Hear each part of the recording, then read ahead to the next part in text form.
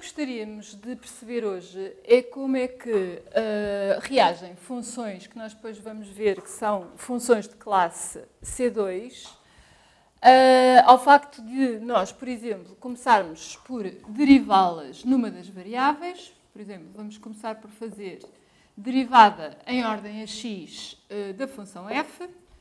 Portanto, eu uso duas notações. Esta é uma possível notação, a outra é indicar derivada em ordem à primeira variável, portanto, ordeno as variáveis. Isto para ver que esta notação tem vantagem se eu tiver funções, obviamente, de 3 ou mais variáveis, muitas variáveis, e, portanto, aplico regras de derivação a esta função. Portanto, vou derivar em ordem a x, que está no expoente da exponencial, e, portanto, tenho que fazer a derivada da composta. Portanto, isto vai ficar 2x vezes a exponencial de x² mais y. E agora, o que será que acontece se eu aplicar à nova função derivada parcial em ordem a x, a derivada, a partir de agora vou usar esta indicação, a derivada em ordem à segunda variável, que é o y. Portanto, o que é que eu vou fazer? Vou fazer d2 após d1 de f, notação curta. Portanto, o que eu vou fazer é derivar em ordem a y a função 2x é elevado a x² mais y. Portanto, esta derivada, tudo o resto que não seja o y é como se fossem constantes. Portanto, derivo parcialmente em ordem a y, regra da derivada da exponencial. Portanto, fica a constante 2x vezes a exponencial x² mais y. E teríamos que derivar o expoente, só que o expoente em ordem a y, a derivada dá y. Pronto, então este foi o primeiro cálculo em que nós fizemos d2 após d1.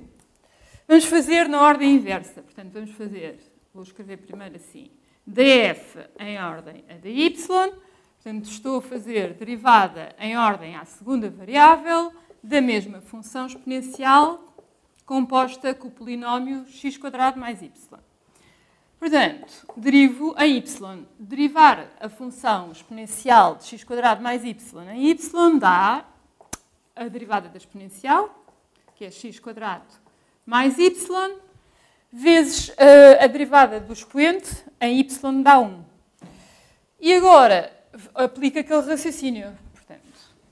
O que eu quero é comparar o resultado de fazer d2, d1 com d1, d2. Portanto, fiz derivada em ordem a y e agora vou fazer derivada em ordem a x da função que eu acabei de obter. Portanto, vou fazer d1 após d2 de f.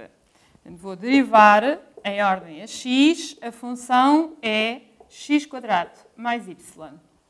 E, portanto, o que nós vamos fazer vai ter como resultado a mesma expressão, a mesma função que obtivemos ali, certo? Portanto, agora derivamos a exponencial, que tem um expoente em que x² derivado em ordem a x dá 2x, e fica 2x vezes a exponencial de x² mais y.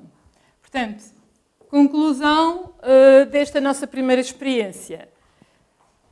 D1 após D2 de f é igual a D2, D1 de f. Pronto, e então agora o que vamos tentar fazer é ver se este resultado de facto tem alguma generalidade, por um lado, e por outro lado, quando é geral, em que condições é que acontece sempre. Continuando com um exemplo de 3 variáveis, portanto agora temos uma função, 3 variáveis, portanto temos uma parte em que temos um monómio nas 3 variáveis e uma função composta de xy com a função seno. Começamos então com derivada em ordem à primeira variável, que será a variável x da função f. Vou escrever curto para caber tudo neste quadro. Portanto, derivamos esta função, portanto, a derivada, regras de derivação, derivada em ordem a x do primeiro termo mais derivada em ordem a x do segundo termo vai dar, portanto, derivando x² yz dá 2x yz. Mais, derivando a função seno composta com x vezes y em ordem a x, ficará y cosseno de x, y. Portanto, agora, por exemplo, aplicamos a ideia de há bocado e vamos derivar em ordem a uma outra variável. Portanto, agora, por exemplo, vamos derivar em ordem a z. Portanto, o que nós estamos interessados é no resultado de d3 após d1 da função f.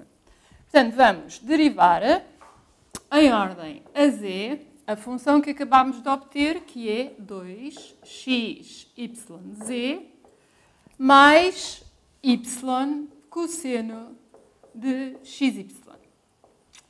Portanto, mais uma vez, regras de derivação. Neste caso, o segundo termo é uma função constante relativamente ao z e, portanto, só temos que derivar o primeiro termo, que em ordem a z vai dar 2x vezes y.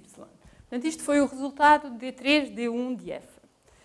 Vejamos se fizermos a ordem ao contrário. Portanto, vamos começar por derivar em ordem à terceira variável a função que ali está. Portanto, derivamos o primeiro termo em ordem a z, fica x² y, seno de xy é uma constante relativamente à variável z e, portanto, já está, não é? Portanto, já temos a derivada em ordem a z da função. Portanto, agora vamos fazer a derivada em ordem a x da derivada em ordem a z, a derivada da derivada. Portanto, derivadas de segunda ordem. Vamos fazer d1, d3, de f. Portanto, vamos derivar em ordem a x a função x² y e o que é que vamos obter? Exatamente a mesma função derivada que aquela. Portanto, o que é que podemos concluir? Que a ordem não interessa e que D3, D1 de f dá o mesmo resultado que D1, D3 de f. Pronto, podemos ou não generalizar? Sim, se então agora escrevemos o nosso resultado com uma condição. Portanto, isto há de acontecer sempre quando o f for garantidamente de classe C2. Portanto, o que é que isto significa?